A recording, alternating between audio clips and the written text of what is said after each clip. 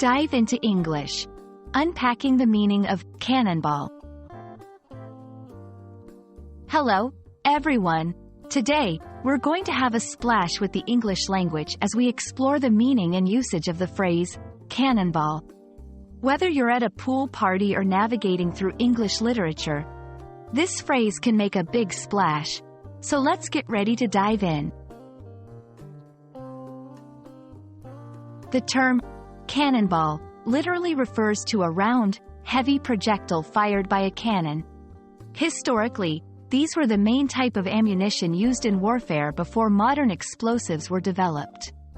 When we think of the word cannonball, we often picture something powerful and forceful. But cannonball isn't just a noun, it's also an action.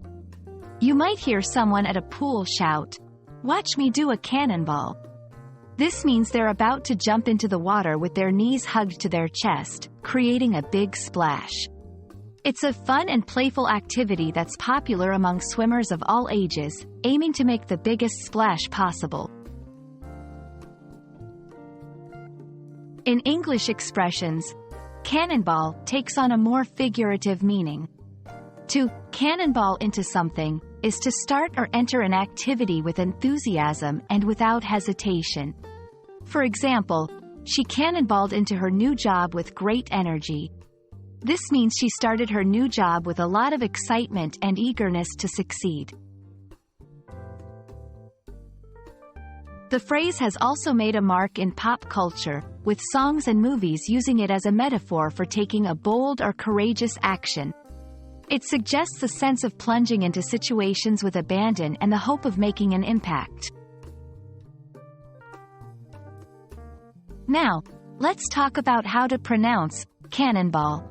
Even though we aren't using phonetics here, remember that the emphasis is on the first syllable, cannonball. Practicing with repetition can help you get it right. Can you say cannonball? Yes, you can.